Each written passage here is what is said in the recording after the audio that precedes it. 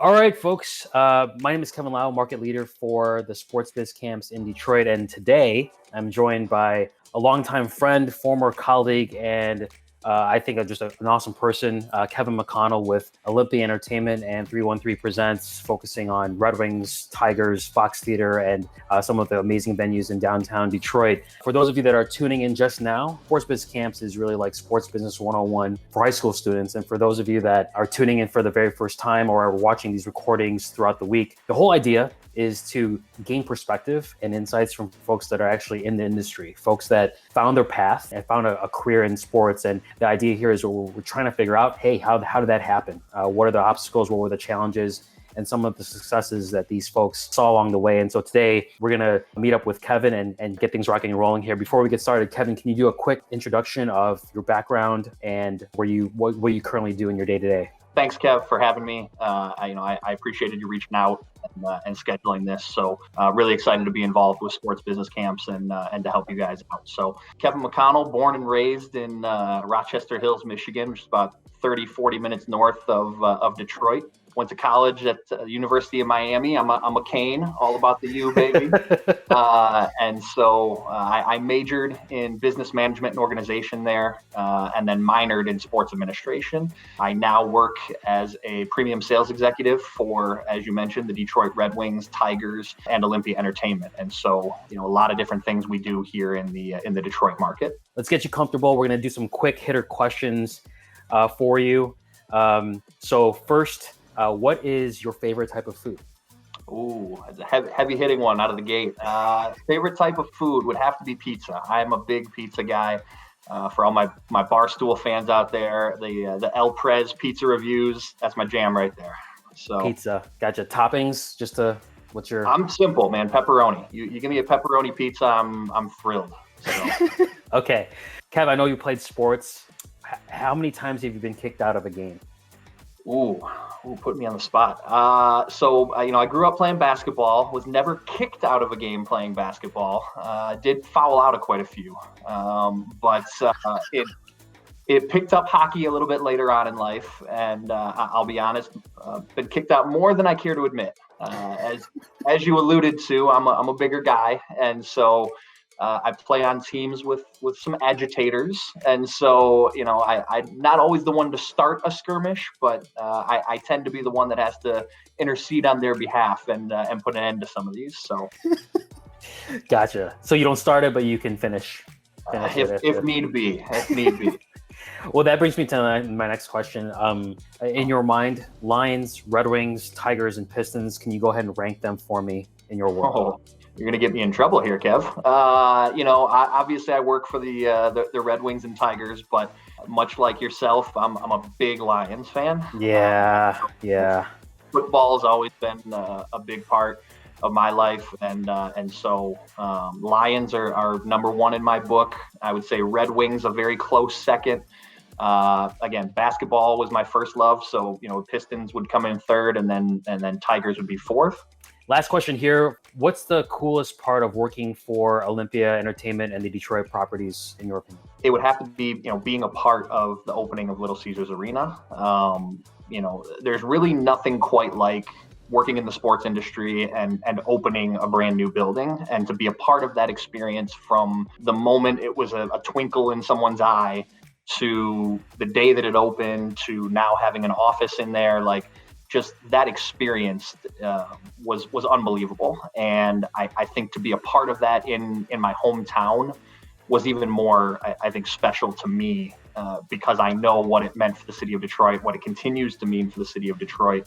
And so to be a part of that from inception to completion and beyond, has been far and away the coolest part for me. Cool. Let's go into the first quarter where we go about talking about Kevin McConnell in the early years, right? The origin of your origin story with your relationship with sports. And so as you were growing up, was there someone in particular that you looked up to? And if you can share how that came to be and why?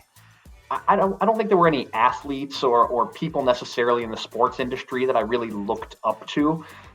for me, I've kind of always subscribed to the Charles Barkley school of thought, right? That like, athletes aren't necessarily role models. I've always appreciated the talent, the hard work that goes into it, and all of that. But I've always appreciated sports and athletes for what they are, and I've never put them on that pedestal. So I think for me, the people that I looked up to were my dad, somebody that I think, started with not a lot and was able to kind of, through hard work and things like that, was able to really kind of be very successful and take things to the next level. And so, I always took that and tried to apply it to what I was doing and how I wanted to go about things to, from getting my start in the sports industry to trying to advance my career. I've always known that hard work was important and something that really you had to strive for. Were there any memorable sports experiences that either you had personally, individually, or maybe with your dad that kind of stuck out in your mind?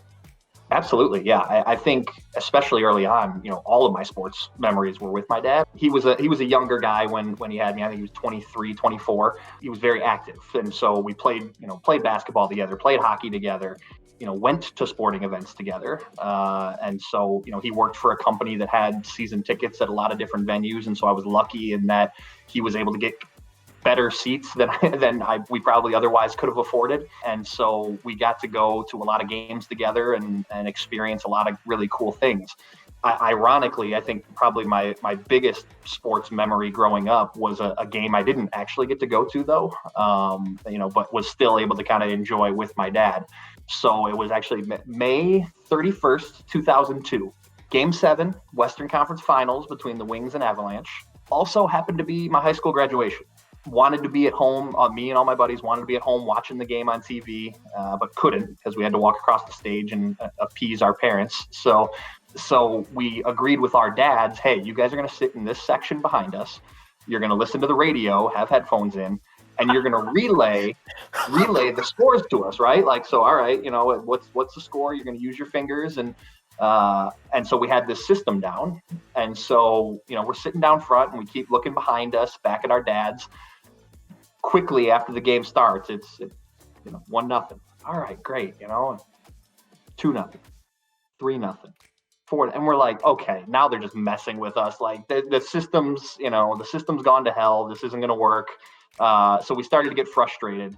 So we all go up, we walk across the stage, we get done with graduation, we go to have pictures with our families and pop the headphones in. 7-0 Red Wings. We had chased Patrick Waugh out of net, and we're on our way to the Stanley Cup Finals. So, we were all hooting and hollering, having a good time with our dads, and so it was a really cool experience, and sports adjacent, obviously, but it's always kind of stuck with me, and it was a really cool experience to have with friends and family, and so that's one that really sticks out in my mind. Wow, what a great story. Now we're looking at Kevin McConnell, growing up, now possibly graduating college, just leaving high school. When you entered college, what was the plan? Like, what did you want to be? And then how did that change over time? When I first entered college, my plan was I wanted to go into sports. And I knew Miami had a great sports management program. Not a lot of people realize Miami's it's a small school. It's 9,000 undergrad compared to a lot of bigger, D1 universities. And so you get to know everybody on campus really well. So you get to know the athletes. A lot of the alumni are very active. So as a part of the sports management program, I got to meet guys like Drew Rosenhaus, who's major sports agent.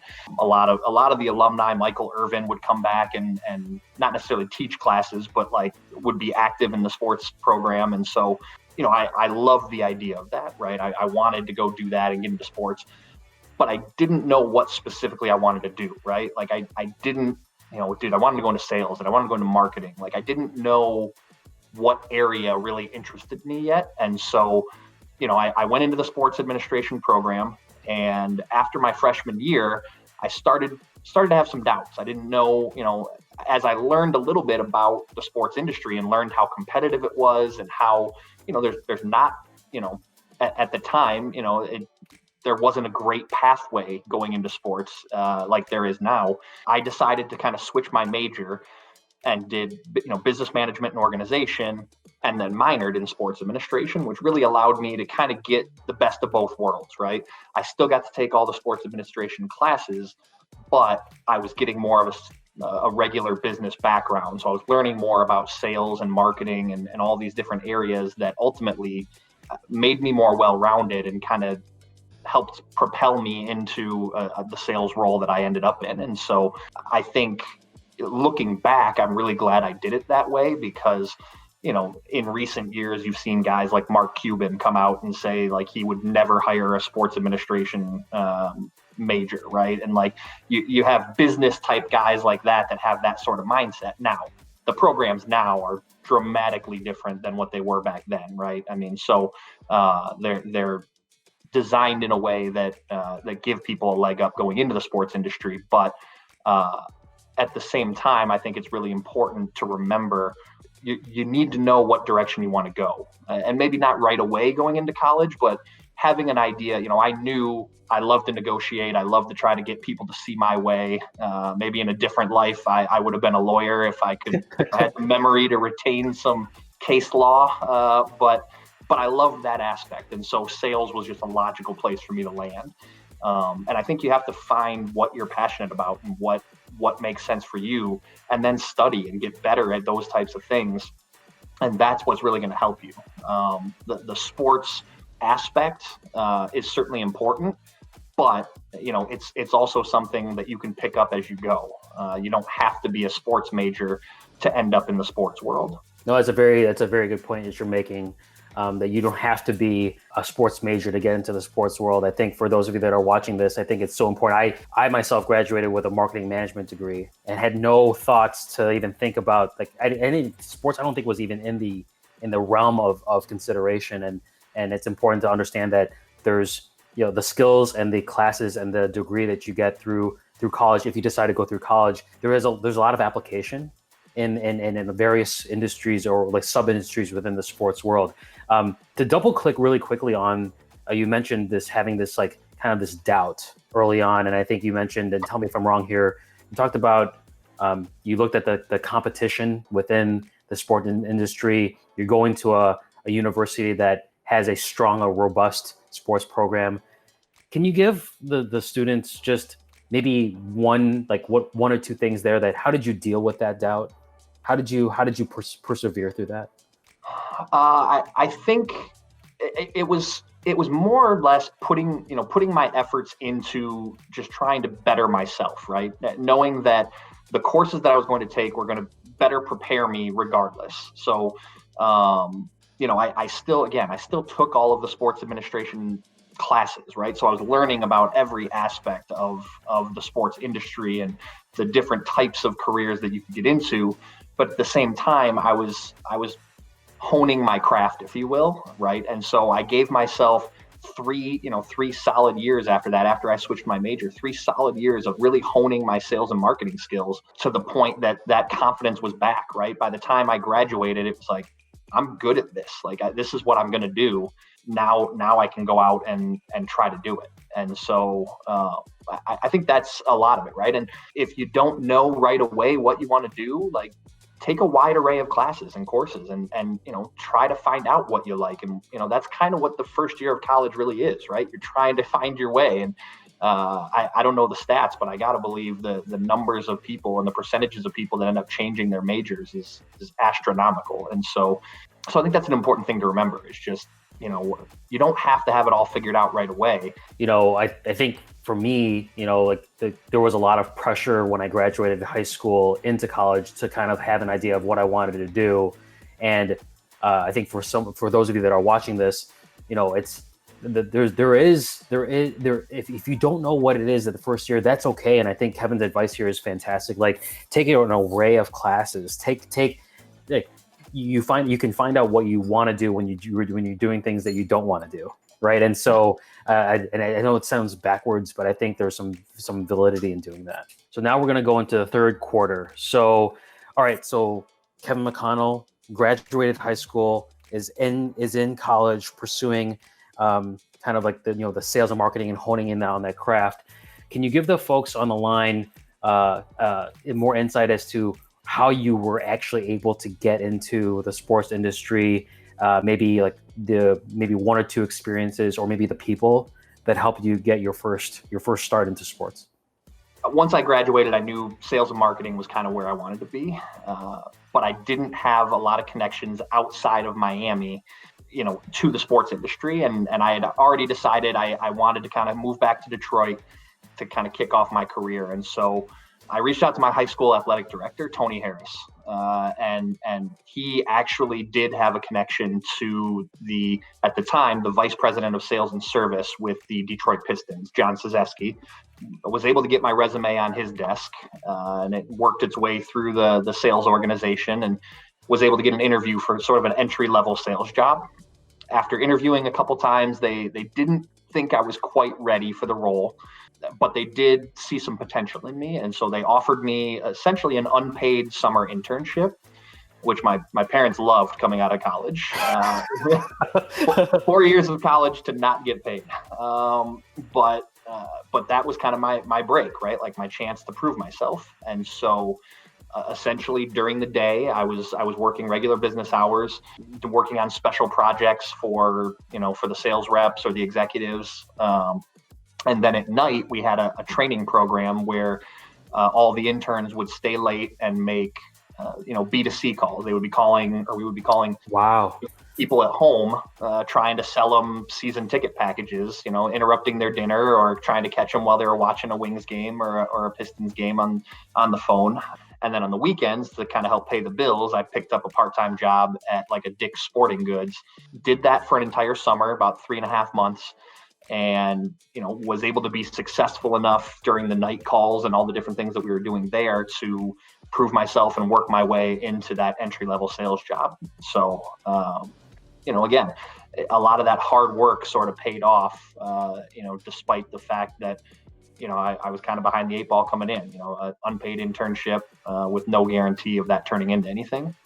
Can you give some insight as to like the type of mentality you had, or the stamina or endurance you had to build during that time? I mean, you just graduated college, you're doing this unpaid internship, which I had to do as well, which I really got lucky in getting.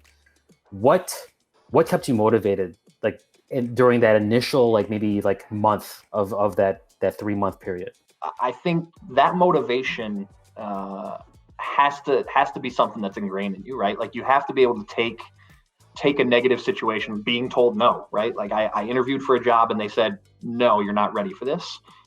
And that's got to light a fire in you, man. That like you have to be able to take that and use that as fuel to say, you know what, I'm going to prove you wrong. I'm going to prove that I can do this and that I can do it at a high level. And so, that's always been something that's been a part of me. I've always had like that work ethic where I'm like, I'm gonna prove people wrong. I'm gonna work harder. I'm gonna do all the things that I need to do to be successful. And I think that's important, especially when you're starting in the sports and entertainment world.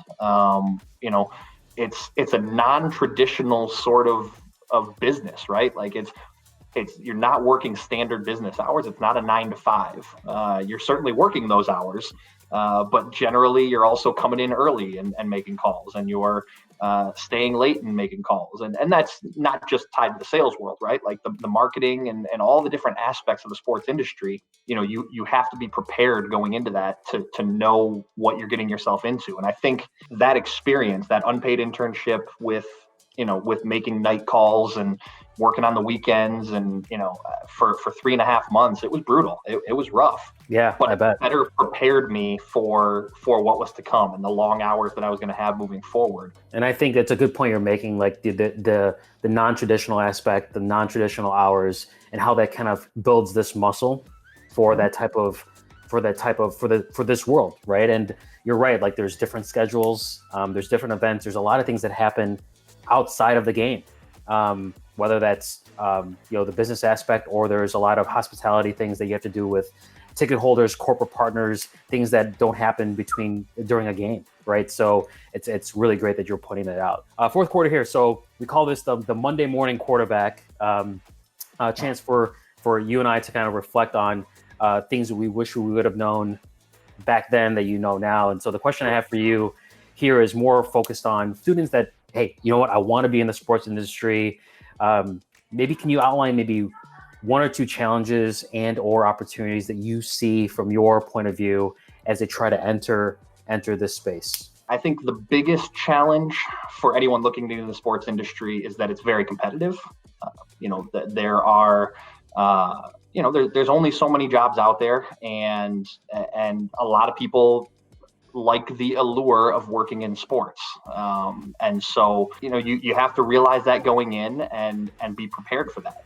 There's the possibility that you're going to be told no a lot early on. But it's going to come down to, in some instances, who you know. And so networking has really never been more important than it is now. Sites like LinkedIn and all of these different things that are out there now, all these tools that everyone has, weren't available to us when we were younger, right? Like That's correct. When we were first getting started, we didn't have. So you basically called everybody that you knew and went, "Do you know anyone that I can call?" Yeah. And so now you can go online and see an entire, organization, an entire org chart for any sports team you want, and you know where to start. I get LinkedIn requests all the time, from high school kids, from college kids that are still, maybe years away from being in the workforce, but, want to have that leg up when they get to that point. And so fostering those relationships early on is really, really important.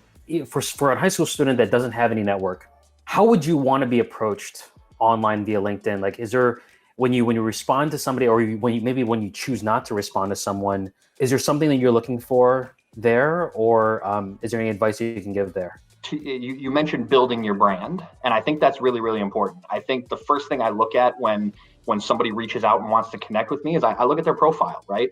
And is it basic? Is it your name and where you're from and the fact that you're graduating high school and that's it? Or are you doing some creative stuff? I think I saw someone the other day that was just going into college and in their experience mentioned that they had 18 years of management experience of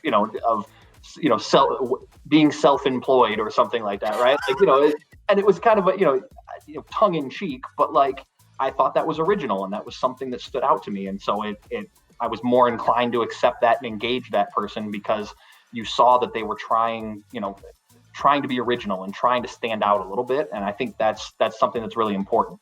All right. So we're coming up to the last part of this interview. Lastly, we're looking for Hail Mary advice, so fourth quarter, no timeouts. What is the best advice you've received that you'd like to share with a high school student that's watching this right now? I just finished reading a book called Tell to Win by Peter Guber. In the book, he talks about taking rejection and failure in stride and using that as an opportunity to better yourself. And so, especially as a sales guy, right? Like I've been told no a million times, probably multiple million times, throughout my career, whether it was when I was trying to sell something or about, a job opportunity that maybe I was pursuing. And so I certainly could have let that influence me in a negative way. But in each instance, I took the time to learn why I was being told no.